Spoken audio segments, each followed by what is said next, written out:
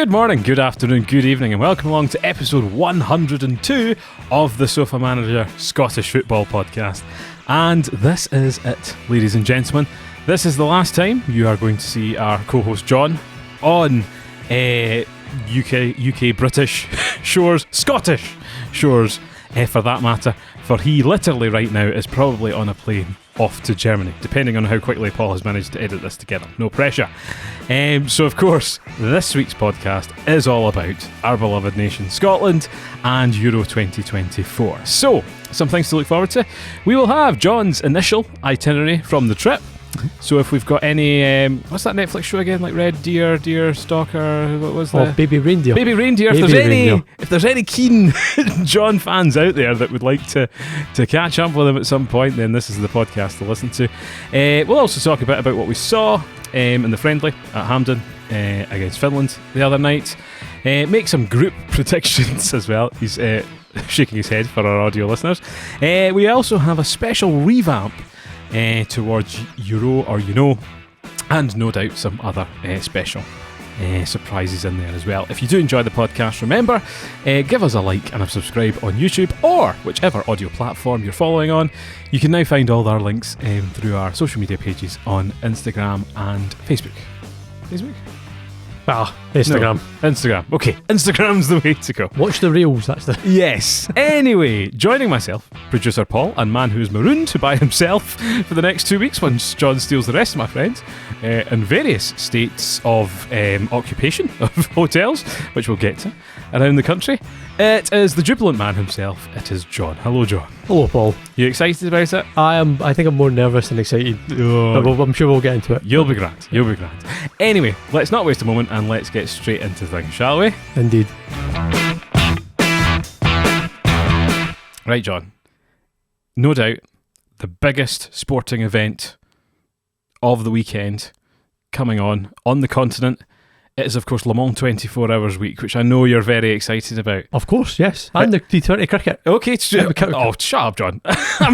Hey, Scotland could beat the Super 8. Might not be the only tournament we win this year. Funny enough, I did see that. It is also the Stanley Cup playoffs right now as well. Florida beating Edmonton Oilers, very exciting. Less interesting. But of course, it is Euro 2024. You are away. You have a ticket to that opening game. Aye. You and apparently 10,000 Scotland fans. But I'm guessing you're not included in that allocation. So there's obviously way more who've done the same. No, they reckon, oh God, I think there's a Scotland fan in every section of every ground that we're going to be in for the three stadiums, Munich, Stuttgart and Cologne. Which is weird. Yeah. Good. In a really weird way. I'm not going to be singing Flower of Scotland myself. I'm surrounded by a bunch of Germans. Yes. Or whatever kind of nationality may actually be there, because there will be, where I'm basically going to be, there will be a lot of neutrals. Given what I paid for the ticket, there will probably be quite kind of middle to upper class. Yeah. Well, it's once in a lifetime, a lot of people have done the same thing as you. Yeah. So, very much looking forward to it. Like I said, I'm extremely nervous. I'm not nervous about the games. The games will take care of themselves. Having kind of now looked through the squads for the other sort of teams we're going to be playing, I feel less worried or concerned than I was previously. It's on. I'm just really worried something's going to go horribly, horribly wrong on the way there. No, you're grand. It's pure anxiety until I'm in the ground sitting in my seat. Yeah, I get that. And then I can just relax and then I can have a good time. But yeah, it's the nerves, it's the anticipation of getting there. Things have gone wrong so far, like my trains have been cancelled. Trying to get down to Munich on Friday morning, so I've had to rebook all of those. Is it going to happen again? I mean, I'm leaving at 6 in the morning. Do I sleep in because of the time difference, which is only an hour, but nevertheless, you're not sleeping in. It's not happening. Will freak me out. It's going to be a militant schedule. Well, maybe not a militant schedule. Well, we don't want to get banned yet. But right, okay, come on. I did on the news today. There were, because it's all happening. It's all building up. There were some Scotland fans in Munich already. The Vanguard, love this sort of language. It's excellent. Really stirs the stuff in you. And they were on. Funny enough, they were on the radio, as you know, esteemed listener of Radio X. Yes. And their studio is in Leicester Square. So they were on talking about how last time they were singing the John McGinn chant, which is ingrained in their memory because of course it was invaded. But there were some blokes from Shetland who were just getting on the ferry to Aberdeen to then get a train to London, to then get to Paris, and by Thursday they were getting into Munich. See, that's the stuff that gives me the absolute fear. Like, that's a lot of hurdles. So yeah, you are jetting off on Thursday as well, aren't you? Thursday morning, so I'm flying Edinburgh to Heathrow. Yeah. Flight's at 5 to 6 in the morning, so if anyone else is on that flight, There must be. I'll see you there. The airport will be so cool at that time. So cool. The thing is, like, I've spoken to a few people who, oddly enough, have been on this kind of flight in the morning beforehand. It's like, yeah, it's just a bunch of suits doing their daily commute in a weird way. So you're going to stick out like a sore thumb, and it's like, not this time. Nope. Not this time. Nope. We're going to show up. I'm going to arrive at Heathrow. I guarantee the flight from Heathrow to Dusseldorf will be rammed full of England fans, which is a bit of a concern. It'll be good. I'll have a good laugh. I mean, they're not as banter at that kind of early stage. But nevertheless, I'm going to have to kind of sit kind of quietly, and then it'll be fine. It's a really quick flight. Aye. And then Dusseldorf up to Duisburg, 20 minutes on the train. I'll be 2 hours early for my check-in, so I'll need to just sit about and have a beer. Tough life, that. I think they must be setting up, getting ready for people. They were showing that in Munich today. Apparently there's still rooms if people want to go. So if I'm not back at work on Monday. Well, you never know. I mean, I've already told my work, if we get to the last 16, I'm not coming home. You jacking your notice. And they think I'm only ingesting. They did show like the fan park alone apparently can take about 30,000 folk and looks amazing by itself in Munich. Do you think they're doing the Olympic Park as a fan park as well? I mean, if I wasn't going to the game, I'd be absolutely buzzing to go to the fan parks. But I am. Tough. Unfortunately, the real thing I'll have to do for me.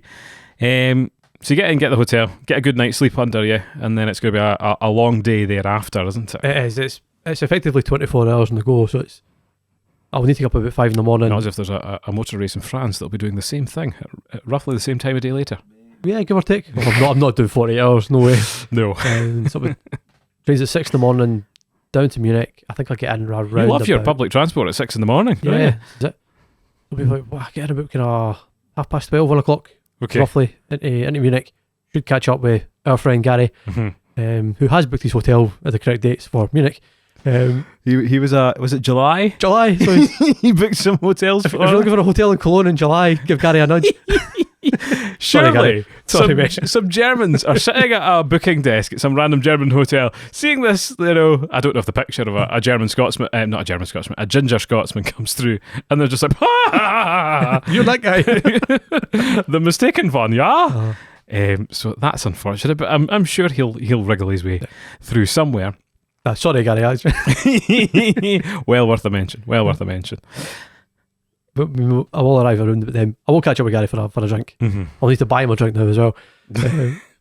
Unlucky. We'll go. So you're supposed to get to the ground about 3 hours before kick-off. That's their UEFA's recommendation. So 3 hours? 3 hours before.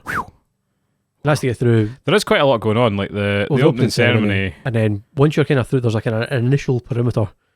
Oh. They get you through. So you've got to show your ticket and your passport to get through. Yep. And then you're in a kind of pre-fan park before you get into the stadium. Okay.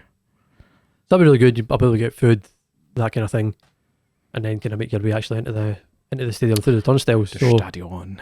Seems to be quite on paper, it looks well organised. Yeah. In reality, we'll see how many people jump fences and kick off. And, I don't think, because it's the opening game, it's not the final. Yeah, but I still think there'll be a little bit of trouble, but not too much. Okay. This is my kind of theory. So the earlier I get there, the better, basically. Definitely. So I just avoid it all, get through. Definitely. And I kind of want to get in. I want to take loads of pictures of the stadium because it is a bucket list stadium. I know it's not a Bayern Munich game. You never. Oh, of course. I was thinking it was in Berlin. No, you're quite right.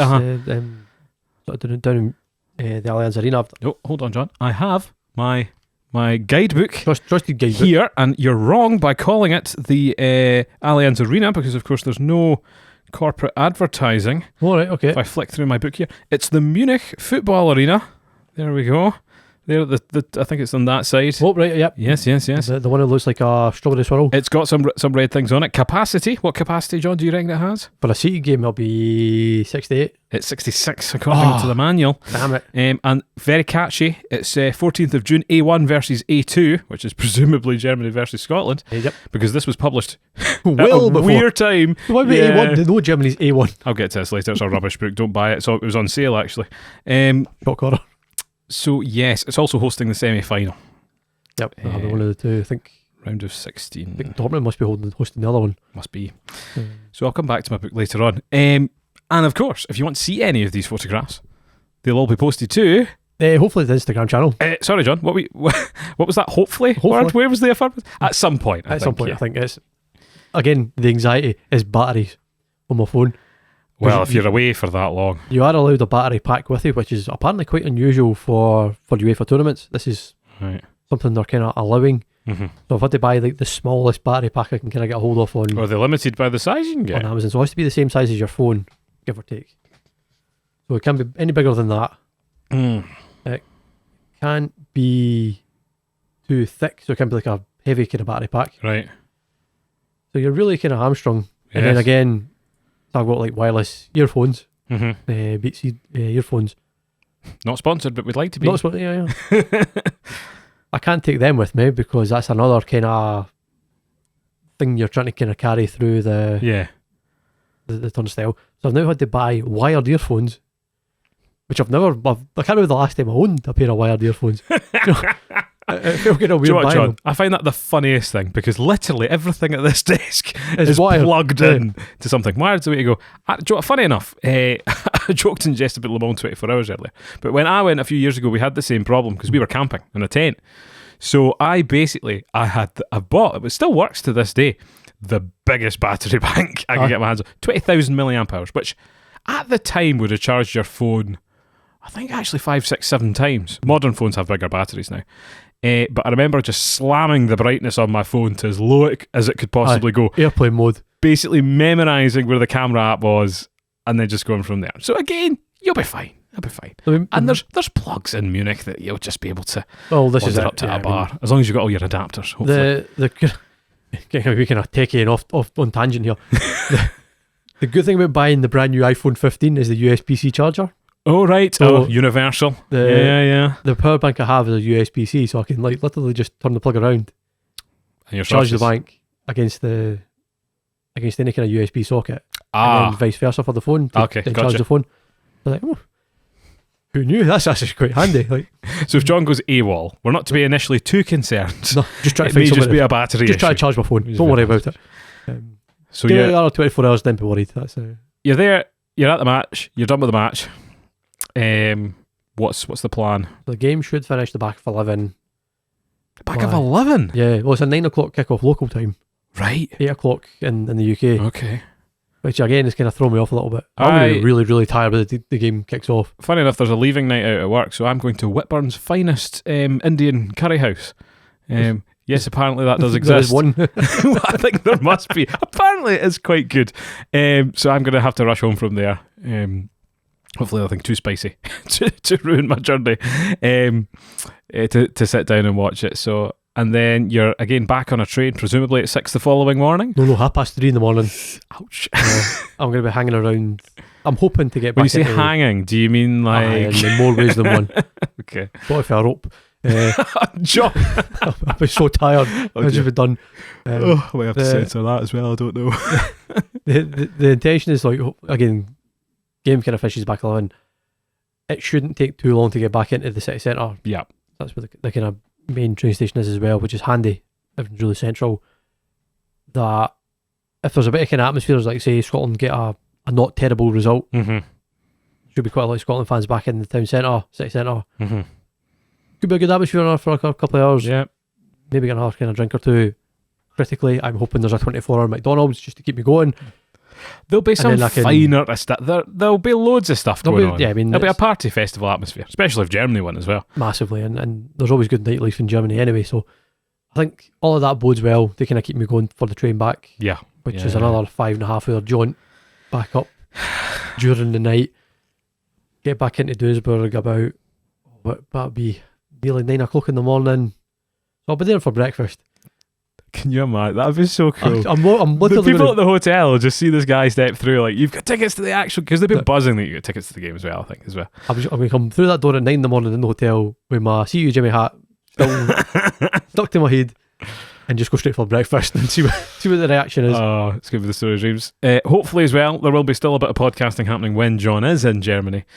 Schedule TBD based on his state and given location. And technical ability, I think, is more likely. Fortunately, most of the technology is going to be on me. It's just going to be you plugging in some nice wireless. You got is it like a wireless microphone or something you got now? I've got some like cheapo wireless microphone things. So that'll work. That'll do the business, and we'll get to hear firsthand how things are going. Yeah. So I think it's probably a good time to talk about our predictions for Scotland, how they're going to do.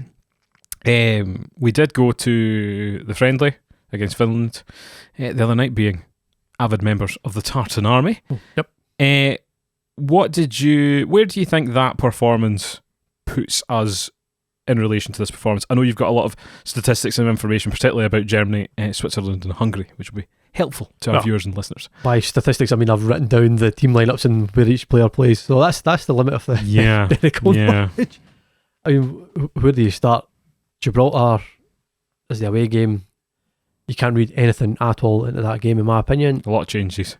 If it was up to me, it probably should have been played behind closed doors, because it was just a training game, and it's just built this kind of really weird anxiety. Kind of going into the Finland game, you could feel the atmosphere was a little bit flat.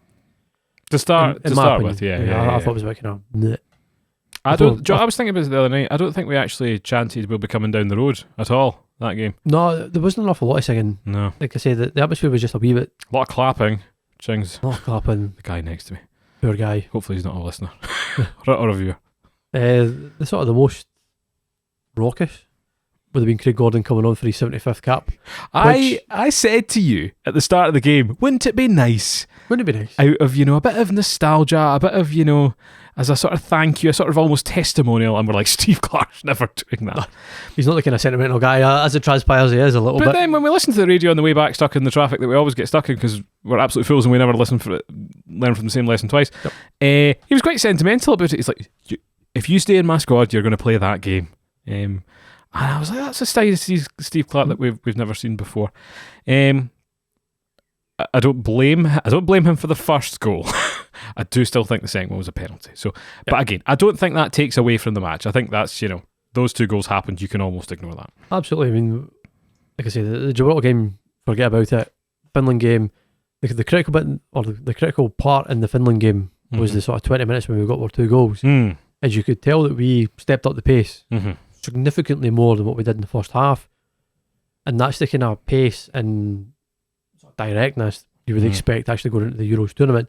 So you could probably argue that actually if we had kept that sort of intensity for the full 90, or if we had started like that, we would have won the game really quite comfortably. I mean, John McGinn had a really good game without really being too impacting the game all that much. Apart from slamming into the side of Timu Pukki for a cynical. Always a good laugh. Exactly. It's just when the 20 minutes give us a little bit of hope in what we should expect actually being in the Euros. Yes. It's don't get injured, have a bit of a runabout. Who needed minutes, got minutes. Fine, we're good to go. Let's see what happens. See, I think for me, as you say, those were vitally important. And I believe it was the belief that go ahead, believe you have the skill to go and do something. Don't play this sort of trepidatious pedestrian football.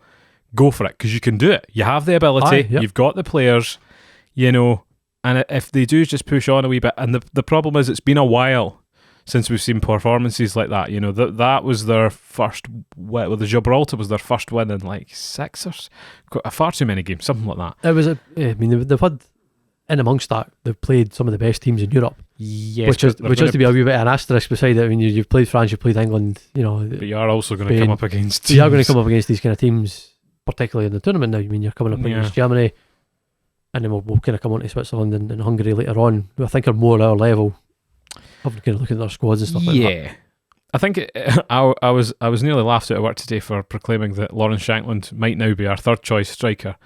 behind Tommy Conway. Aye. Although, after the injury and training, I think you'll find he almost definitely is our third place striker now behind Tommy Conway. So yeah, going... Where do we want to go? Do we want to do our predictions for each game, or do you just want to do like where they'll finish in the group, or... I mean, we could kind of do it by each game. So I dare say we're probably on the same wavelength. The problem is each game hinges on the last one. To a large extent, you're right. And I think playing Hungary last...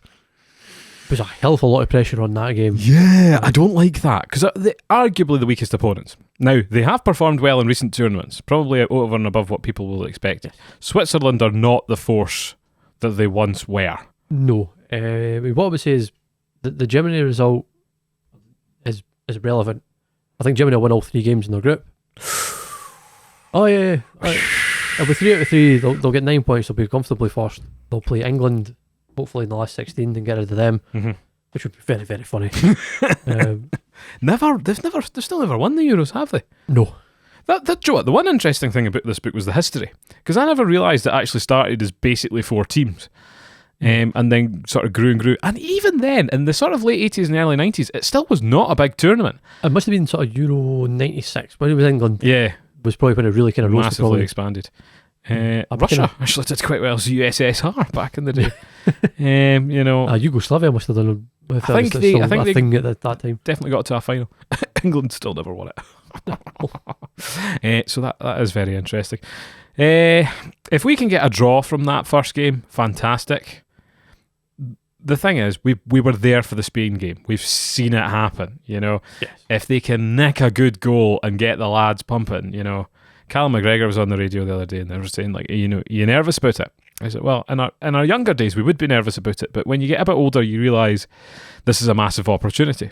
And I thought, that's brilliant, and I genuinely hope he thinks like that. Now, there's a lot of media trading behind that, and there was a great comment on one of the YouTube shorts today about, because we talked about the Belgium kit, the brown shorts, and they were saying that Lineker could have done with that at the tournament in the 90s. So yes, let's hope that factor doesn't get to them.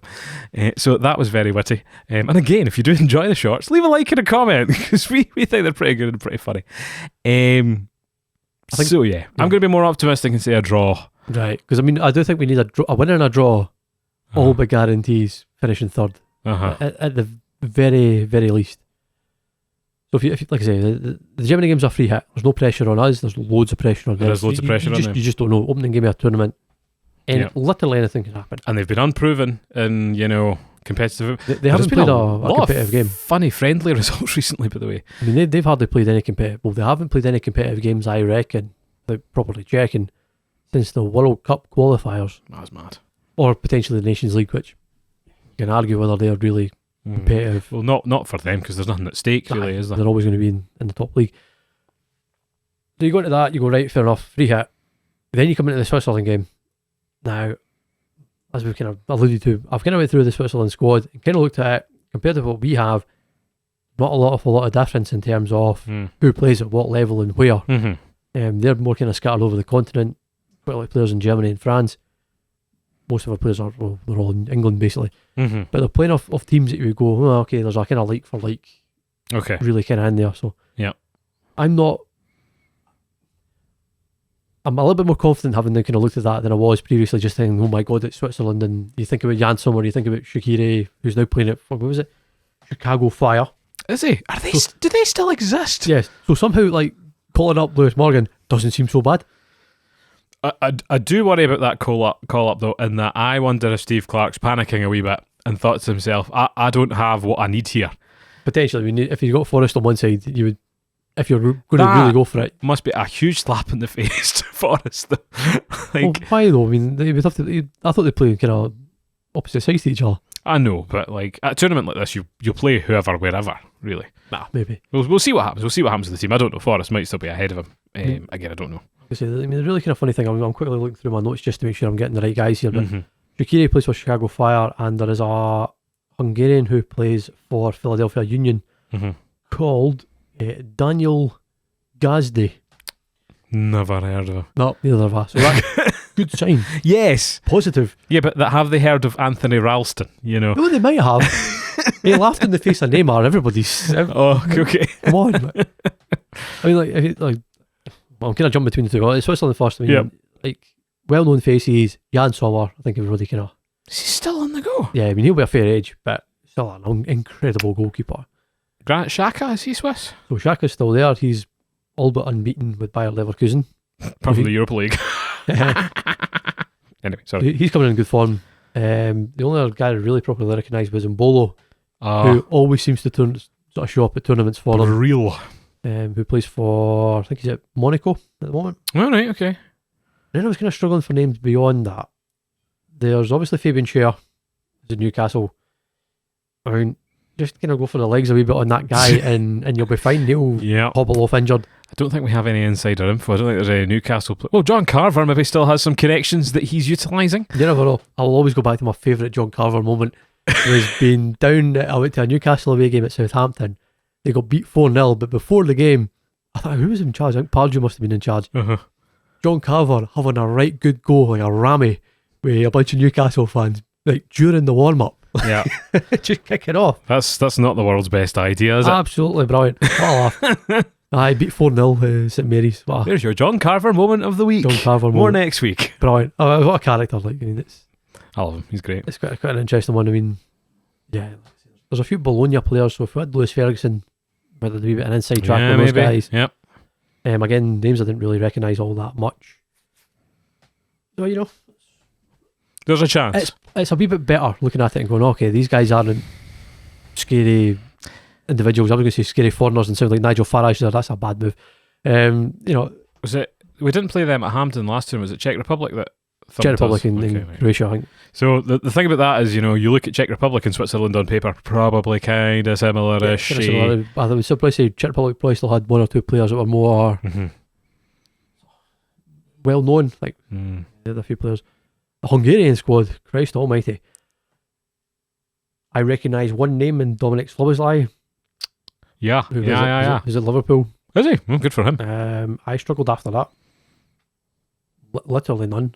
They've got a weird mix. They're actually a bit more like us. So again, they've got a kind of well-established goalkeeper. I think, I'm not going to pronounce his name properly, but Peter Gulax or Gulaxi. Was Adam Bogdan not Hungarian back in the day? Might have been. Anyway, long gone now. That's depressing. He's at RB Leipzig, and then the other two goalkeepers on the bench are much like a kind of. I imagine they play at the same level as like Hearts and Motherwell. Okay, as some Hungarian league. One's Ferencváros and the other one's FC Paxi. So we've no idea. We have no idea. I think they were probably buoyed at the last Euros because they did play games. They played all their games in Budapest. In Budapest. So that would have been a big. I think it's a great stadium actually. Puskás, yep. Yes. So they don't have that advantage anymore. There'll be a huge amount of Scotsmen on their side, but that game needs to mean something for them to turn up for. And I think it's highly unlikely they're going to have this sewn up by the second game. So that Switzerland game, everything hinges on the Switzerland game. Yeah. If you get a draw or a win out of that Switzerland game, you know you are banging the race to go into the last 16. Like you're like properly pushing. Yeah. And then the Hungary game will seal the deal either way. So the second game is everything. The Switzerland game is everything, and it's the game I don't have a flaming ticket for, which is really eating me alive that I'm going to get to 2 to 3. John. You're going to the opening game. It's all or nothing. Can I just? I'm going to clip that for all the angry people that are sat here. Yeah, think of it the weekend, John. All the Taylor Swifties who are didn't give me that greeting that they couldn't get. By the way, some people went to blooming 3. And I was like, well, that's not fair. People flying in for Canada and whatever else to go. I don't like that. What a joke. That's not cool. You can't grumble. You can't grumble. Plus, I think it'll actually be quite a good experience to watch that in a fan park or something somewhere. Yeah, I'll give you that. You're going to get the best of both worlds. And Cologne's also the easiest stadium for us to get to as well, for where I'm going to be based. It was always my favourite stadium. I always thought it would look the coolest. I love those like square stadiums who haven't embraced the roundness. Like I would love to go to a Cologne game because they play the Skybridge song potentially. Or they've got like a kind of Scottish song they actually play as one of their kind of pre-match. They're not Bundesliga anymore, are they? Are they Bundesliga too? You put me on the spot. I think they're Bundesliga 2. I think they got relegated. Aye. Because they were never actually a big team. They just happened to build the stadium there, I think, didn't they? Yeah. So no, very exciting. Again, I am optimistic. What I saw against Finland, if you believe you can achieve, just go for it. If we put our foot down and actually, step up, then particularly which apparently we do in competitive fixtures. We can do. I mean, and like I said, particularly the Germany game, it's probably playing more to our strengths as well, hitting them on the counter a little bit. When we're in possession, it's slow and predictable.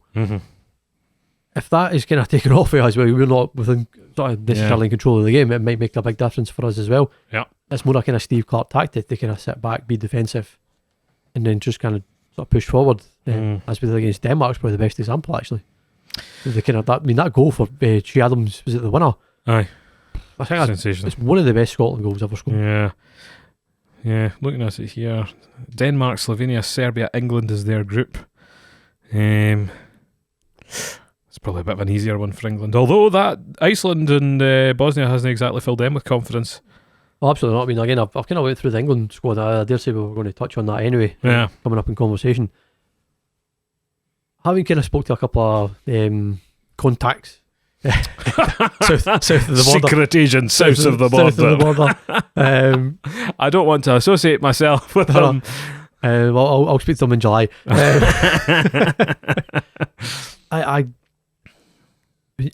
can I describe this? You look at England's 26, yes, and you go, there is a distinct lack of defenders picked. It's all heavily weighted midfield and attack. You see, they're taking Tom Heaton out with them as well. Yeah, just for bants. It's just so bizarre. It's almost like Southgate is trying to get himself sacked, kicked off of the England. It's weird. I mean, then Man United don't have to pay the severance money. Like Ramsdale, Henderson, Pickford. Pickford will probably start, but then you've only got. Who's Henderson playing for? Is he still at Man United? No, he's moved. Oh, why did you do that to me? Okay, right, we'll skip on from that, because as you say, Pickford's going to be the main man, and then it'll be Ramsdale, probably Ramsdale, who also is not also really playing for his club. Yep. How depressing, because Scotland's not a million miles away from that, in that we don't really have many Scottish keepers in the league anymore to pick from. So that's something that we need to address in the future. Yeah, I'm hopeful that some sort of disaster befalls them. I think that the friendlies prove that could happen. Maybe not in the group stages, but certainly later on. Like I said, I mean, it only takes kind of one injury to one of their defenders, and they are really properly struggling. Like you only got Stones, Lewis Dunk, maybe is your only two recognised centre backs. Maybe Joe Gillis as well, I suppose, he might play right back. But I mean, they are basically playing a back four. The kind of counterpoint to that is they're absolutely stacked midfield to front, to the point where they've left out. I actually went through them, like no James Maddison, no Jack Grealish, no Sancho, no Livramento, no Ben White. But then that probably reflects no Raheem Sterling, no Wan-Bissaka. He's not taking people who've not played well for their clubs this year, and I think that's a stance. Whether it's the right one, we'll find out. But he's trying something new. Yeah, absolutely. It's all out attack, but he's not that kind of coach. So that gives us a bit of hope. It does. They're not going to go as far as you want. And like I say, there is a very real potential that, again, we're kind of maybe jumping ahead a little bit. Yep. In terms of sort of potential permutations, certainly for Scotland in the last 16. Yep. Is if we win the group, we would play second in Group C. Okay. Well, let me get my book, which will not be helpful because Group C. Oh no. All right. Okay. So that could be. So that's the England group. So it's England, Denmark, Serbia, or Slovakia, or is it Slovenia? Yeah. One of the two.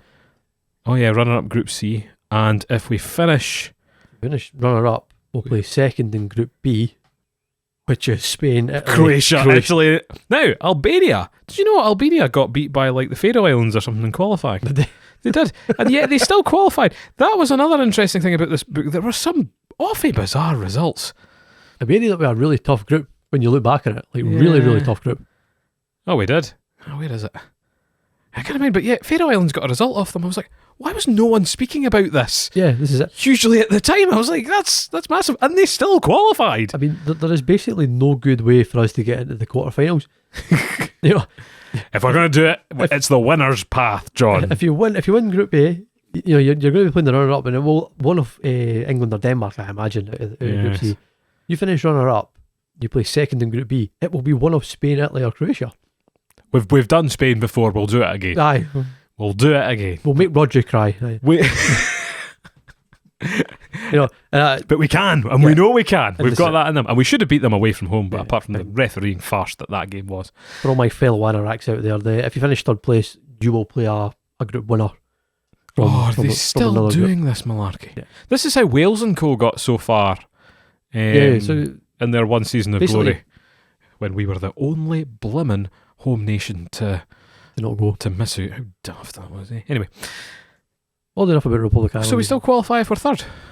4 out of the 6 third place teams. Oh, so we're the best so qualifiers. that's what I'm saying. If you get 4 points, We should. You should finish more, because I mean, With that group compared to the other ones, we should. if you're looking at some of the other groups, I mean, the two in particular kind of watch, in my opinion, anyway. Again, every prediction we've ever made on this podcast goes horribly wrong. But anyway, Totally guff. you'll be probably looking at Group E and F as being the two that are probably the most cut and dry. Mm-hmm. And I think Belgium and Ukraine will be comfortably first and second. Mm-hmm. Romania and Slovakia will cancel each other out. Mm-hmm.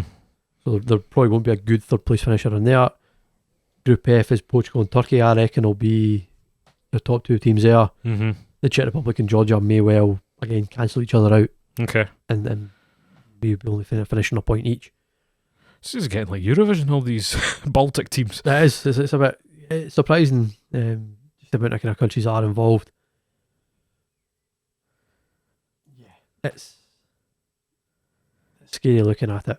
Focus on ourselves. The The just gotta look at tone, yourself. You can't look too far ahead. I mean, the tone gets set from this first game. The last one was weird without fans being there. I still remember all of us had the game on in school because it was during the day, because it was like COVID times. yes, yeah. And for a lot of people, this was like the first ever football match, let alone the first ever Scotland match they ever tuned into. And it was the keeper got lobbed, wasn't it? The first goal. Close to the halfway line. It was the like, most monumentally embarrassing. welcome Was that to- Kelly that went over? Or who No, it was David Marshall, who's now retired, actually. He announced his retirement. Where was he? Was he playing last season? He was playing for Hibs still. Oh, was he? Oh, good for him. No, still remember that distinctly. Let's not do that. Let's do it differently. It's all been looking good. You know, they've arrived to camp quite early. John McGinn has been in his sort of laser-hosened pals, Again, trying his thing. feeling anxiety when he's trying to do the squats and do Yeah. the kind of like oompa dancing. But I was like, that's what we for the need. love of God, if he does his ACL when he's jumping about like an idiot, I swear I'll just be selling my ticket. That'd be that. There has been funny social media clips going around of like, this is what Scotland are doing in training. It's just clips of like 2-footed challenges left, right and centre. Yeah. And we've had the Robertson and Shanklin news, so hopefully that's not what's been He's like, going on. what are you doing? Just there's a dozen saunas. Just go and sit and enjoy yourself. Aye, well, we will wait and see, and we will keep updated with John, and we have a fantastic 2, 3, 4 weeks of football to look forward to. I actually don't know if the opening game's on BBC or ITV. I'm guessing it's ITV, is it? I have absolutely no idea. You don't care. It doesn't matter to me. So we've all got it. It's on terrestrial television anyway. So stay tuned for all the reaction there. Shall I give you my spin on Euro or You Know this week? Let's do it. Yeah. Okay, so into my bag of things. There's a Shooting Stars reference in there. Is that? What's in the bag, Stav? I never liked that. Shooting Star was never my thing. Right, we felt that the Topps Euro stickers were rubbish. Right. So I've been to M&S Oh, okay. and bought lots and lots of shopping. You have to buy like, Can't hide money. well, here if you get the deals, you're fine. You have to. You have to go after about 5 o'clock, so everything's reduced. Yeah, to be fair, all of the old dears didn't want these, so they've just been dishing them out left, right, and centre. Yeah. So, what I'm going to do is I'm going to open these Scotland packs, right? And we're still going to do 20 yes or no questions, okay? Right. But basically, every time you get one right, I give you the card, we go on to another player, Okay. okay? Anytime you guess a player and it's wrong, I put it away, you don't get it, okay? Right. There are a number of different players in these, so I am going to leave the female players out. Because I would know one or two, but I think we would struggle for the background. the first one out of this is a shiny Erin Cuthbert. Right. I reckon you would probably have got If that. you said like women player plays for Chelsea, Yes. would have got it. These are not necessarily all players either. Okay. Right. So there's Erin Cuthbert for the viewers. Okay.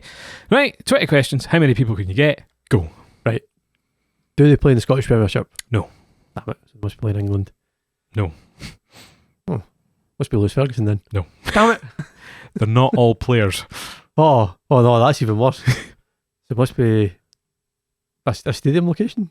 No. I don't know what is not a player then. This has gone bad. Other staff involved in the football must team. be Steve Clark then. Hey, Steve Clark. After 5 questions, guess what? Okay, we're maybe back to players now. Right, do they play in the Scottish Premiership? No. Do they play in England? Yes, 7. They play in the English Championship. Yes, 8. Is it Ryan Porteous? No. Stuart Armstrong. You don't get him. Oh. Right, next one. Neither do we, apparently. He's in there. It was a card there. Questions. Right. Does he play in the Scottish Premiership? No, he doesn't play in the Scottish Premiership. I think that's 11. Does he play in Italy? No, 12. Right. They must play in England. That's not a question. That was a statement. Okay. Does he play in the English Premier League? Yes, 13. Is it Scott McTominay? Scott McTominay. Right, you get Scott McTominay. Happy days. Oh, I've got Clarky and I'm winning the Euros already. Those are some pretty good cards. I actually think these are really good. I think these are better They than... look a lot better than what the tops. They do look a lot Stickers better than look the top ones. Cannot be sold or exchanged for cash. So I think we're on 13. I'm going to watch this back and I'm going to be wrong. And people are going to write into me and tell me that I'm wrong. Right, next one. Do they play in the Scottish Premiership? No. Like 14. Do they play in the English Championship? They do. 15. Is it Ryan Porteous? It's not. Damn it. Lyndon Dykes. I'm trying to like... Goes in the no pile as as well. few questions as possible so I could... Fire on the next one. Right, next one. Do they play in the English Championship? They do, yes. Is it Ryan Porteous? It's Grant Handley. That goes Where in is the Porteous? pile as well. I swear to God, this is Porteous. Right, next one, like 17 questions. Is it Ryan Porteous? It's Angus Gunn. Oh well, no. Okay, right. You've technically got 2 more questions, and I've got 1 more pack to open up. You've so far won 2 out of many, many cards. So do you think this is better than the previous format we came up with? It's a lot quicker. Yes. We're more knowledgeable. Current Scotland captain Rachel Corsie. Shiny. Who plays for... I don't know. She's playing the States, doesn't she? She'll play for Celtic or Rangers. And then a picture of 2 women. And then we have... You know them? I don't know. That could be outside an M&S. Literally anybody. How can we folk going into Taylor Swift concerts? Okay, but they maybe did. Right, next one. You've got 2 questions. Right. Do they play in the English Championship? They do. Is it Shea Adams? It's Liam Cooper. Oh. 20 questions, there we go. 20 questions. John wins 2. He missed out on... Well, we've got Andy Robertson, a nice picture of... That's quite nice. That must be... That's Cyprus, I think. It's at Cyprus away, so, we've got that one there. I'm still confuddled as to why there's 2 random lassies in this. I don't know. You can get the book in M&S as well to stick them all in. I actually think this is better, though, because it's more focused. And, They do look quite good, actually. I mean, they're really nice. I really like them. So, yeah. Very cool that M&S are doing that. And there's the stickers there. Happy days. Indeed. Now, you will also be needing, Jonathan, somewhat of a survival pack to get you through the Munich trip, won't you? Probably. So, I'm not done. I'm going back to my golden bag of things. Okay. What's in the bag, Stav? Judith Ralston on BBC News was saying that the weather was quite nice on Friday, so you probably won't be needing this on Friday. Okay. But it is a Scotland Saltire poncho cagoule or poncho, yes. Fantastic, thanks very much. There you go. So again, if you're travelling light, which I am sure you will to many places, that could come in handy. It definitely will, because I fully imagine we're taking the weather with us. Indeed. Also, to keep all those 3 stickers you've won protected, we have a lovely tin for Euro 2024 with some top stickers in there. It might have been what I've been drawing from for the last few weeks. So it's not entirely full of stickers, but there are still a few packs there. You're going to have to prompt me to buy the album now. I've got so many sitting there. Well, definitely. And last but not least, I don't know if you've noticed, John, but we have a wee something here. Looks like a Scotland flag to me. It looks like a Scotland flag. Now, I've been specifically told Hilda from Helensburgh helped me with this. Okay. And you'll be no doubt aware of who that actually is. So if I remove here, and again, this is going to be one for the video viewers, Right. And you will describe to the audio listeners, as I'm off mic, what you are seeing here. Okay. Okay. This takes me back to when I did distributed the shirts out on the show, and I had them as like wee prop prizes here. So, drum roll, please. Don't touch anything. I'm going to knock the mic over. Like. So, narration, John. Right, there we go. Oh, there's a sofa and a manager. Yes. There we go. Oh, brilliant. It's your very own Sofamanager Saltire, which you'll get to walk away with at the end of the show. Superb. That's amazing. Thanks very much. That's going to be class. So we expect to see many pictures of this in as many locations. Aye, absolutely. That's going on tour with me for sure. That's that'll be everywhere. Heathrow, Munich. Funny enough, when we were doing this, the actual ironing on process of the letters was quite easy, and we were thinking to ourselves in terms of if you just brought us your own Scotland shirt, we probably just could have done the Deutschland letters for you. I'm still wound up again. Looking at our favourite subject, JD Sports. Somehow somebody's managed to put F the Tories on the back of their shirt, which is about 13 characters, while Deutschland is 11 characters and it's too big apparently. They wouldn't do it. Oh. Because I remember when I worked at Sports Direct, you weren't allowed to do anything politically motivated. A guy came in one time and he wanted, it was the last one. Shiny Andy Robertson. I'll put him next to the Taylor Swift ladies. I don't recognise them. I initially thought one of them was maybe... We do get free tickets to women's games with our Tartan Army thing, don't we? We do. The Israel game didn't quite work out. That side, maybe. That... Can I go on a different topic again, I suppose? Yeah. That's the biggest problem with Hampden, is it's not the easiest place to get to for these kind of games. No, we hate that. It's a flaff enough for the actual men's national games, but if they played somewhere that was a wee bit more accessible, or Hampden was a bit more accessible, I'd absolutely be going along to those games. It's just they used to move it around. Like they played at the Falkirk Stadium for a while, and then that deal kind of ran out. I think they played at St Mirren, like when the under-21 team did. Yep. And again, it just almost becomes your local game in a way. Yeah. I mean, I'm not going to sit and go, well, they should have played it at Tynecastle, because that's the size of crowds they get. That's not the purpose. The purpose is should be at your national stadium. Yes. The problem is the national stadium. Its location and its public transport connections. But that aside, that's not... Yes. Well, nonetheless, John, there you go. There's your survival bits and bobs. Yep, well, between that, your battery bank, your train tickets, it should be all sorted for what should be a trip of a lifetime. Hopefully.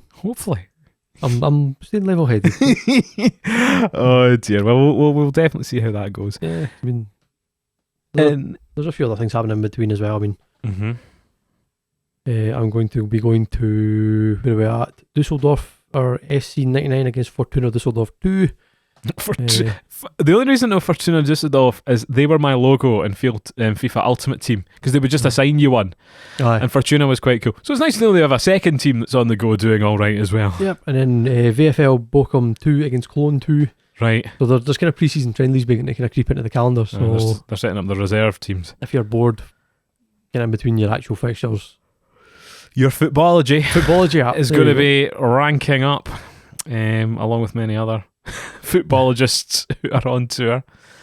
Any other visits of things planned? To anything make it from our travel show? I think our travel guide. Football Museum in Dortmund, I think, is high up on the list. Right. I know our friend Darren and Gary are talking about going to one of the museums in Stuttgart. I can't be bothered with museums any capacity apart from football. You've been giving us some history and some culture on the podcast. I struggle to walk around the museum at the best of times. I walked around the British Museum and just thought this is all fake and nonsense. The British Museum was a little bit too large. Yeah, I think was one of the problems with that museum. But like when we went to the War Museum in London, the Imperial, exactly. I've got great pictures of you next to. I think there's a sign that says Big Willie, and then there's a picture of you next to it, and it's a Willie's Jeep. from Don't get too excited. World War II times. Aye. So yeah, plenty of fun to be had. When are you coming back? Or when is the When am I due back? original plan? I should be back. I'm flying back on the 26th or 27th. It's a Thursday. This is a long haul then. This It's like it's doing about weeks. It's gonna be like one of the longest holidays. Well, I say that you spent like a year in Los Angeles, which is basically it was a bit of jolly and extended holiday for a year. 3 years in London could probably be seen as a bit of jolly as well.